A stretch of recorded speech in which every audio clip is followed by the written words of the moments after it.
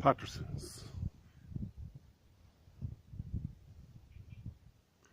A derelict farm in December 2017.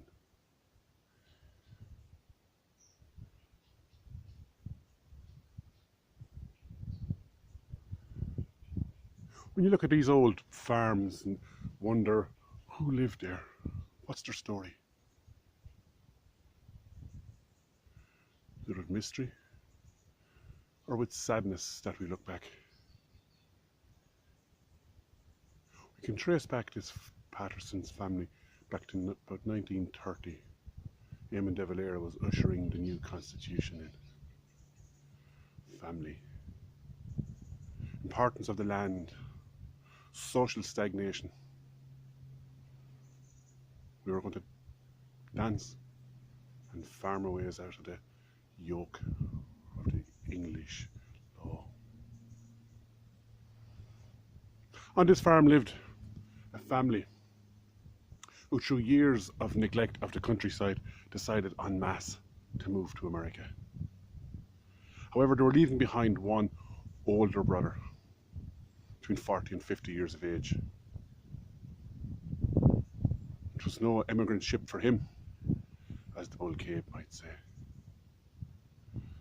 However, before they left, they wanted to ensure the family name would live on, and they looked around for a wife, a suitable wife for this man that was going to be left behind. Now, because families were moving away at that particular time, any eligible young girl was gone to America, England, wherever they could find release, moving away, not being held by the land. Eventually they found a more suitable partner, an old woman, or a young woman should I say, called Nancy. Nancy was from 5 fields away, the youngest daughter of a poverty-stricken family who also were emigrating, leaving her behind to milk one cow, survive as best she could. Now, Nancy was a nice, intelligent young woman. She had one fatal flaw that made her unsuitable for marrying, and that was a lame leg. However, because time was passing, the family were moving on, leaving the eldest brother behind, set up the farm. Probably all ideas of coming back in 20, 30 years' time and having the best farm in the country. They married in haste, 2 weeks before the Pattersons emigrated, 6 sisters and 2 brothers, mother and father dead. The wedding night passed off as it would, whiskey, tobacco, sniggering and laughing. 40 to 50-year-old man marrying a young one about 20, who at 20 was a bit of an old maid herself. They married, tried and tried unsuccessfully to produce an heir, to keep the Patterson name going forward into the country, to grow from a young child to an elderly man of 80s. One morning, Nancy woke up and her 2-year-old marriage was dead as her husband into bed. She was now in a precarious position. She had a bigger farm, nobody to work it. Local neighbours eyeing hungrily the land that she might sell. However, Nancy was a resourceful woman. She hired a local farm labourer, the God's Cow Kavanagh. So called because a little small man with a hump on his back worked hard, worked long hours, came from the labouring class,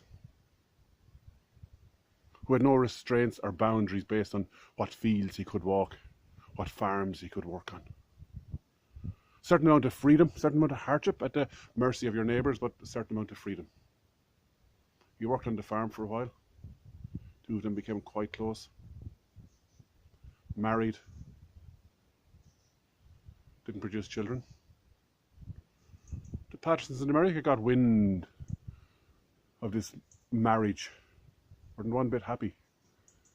The farm was gone out of the family name.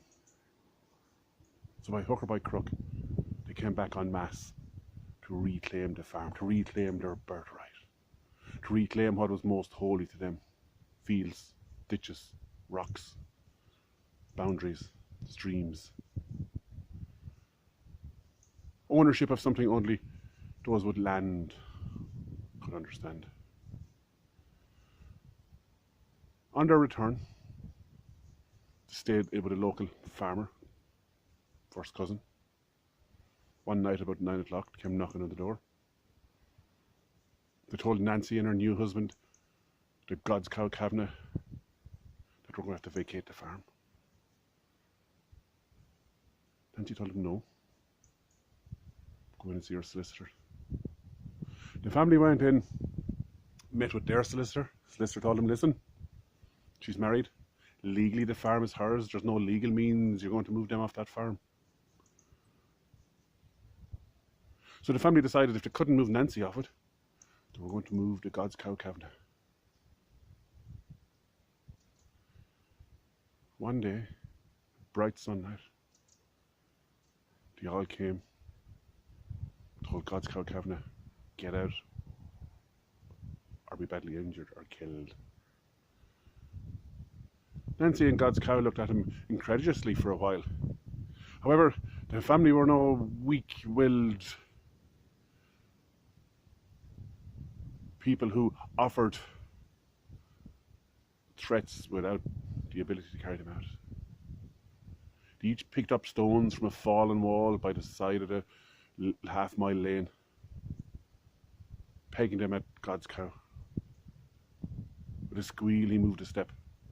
Another stone, moved another step, until eventually they creased them up the hill, half a mile up through the lane, out through the gate. Moved into the house with Nancy, en masse. And if Nancy wanted to see God's Cow Kavanagh, she had to leave the farm. And if she left the farm, they'd claim it and not let her back. Nancy stuck it for weeks, months, never leaving. Until one day she could take it no more. She scooted up the hill, up the lane, limping as she went. She moved into a little small cottage in the local village, living there, lamenting the loss of the land. A little bit easier for God's Cow Kavanagh, because he never had land, he was landless. So this obsession with owning land, he was okay. Nancy died after a couple of years of TB. God's Cow Kavanagh started drinking heavily. He used to cry in the pub about his bad luck with women. Beautiful wife who died with a farm died. His sister died. His mother died giving birth to him. Now the local men of the village, not known for their soothing words, soon got fed up with this lament. Looked at him and said, no wonder she died when she gave birth to you and had one look at you. With that and a scream, God's Cow Kavanagh out the door, never to darken that pub again. However, he still drank from home.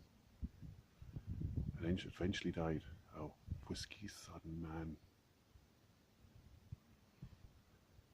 buried in a plot on his own, as Nancy was buried with her family.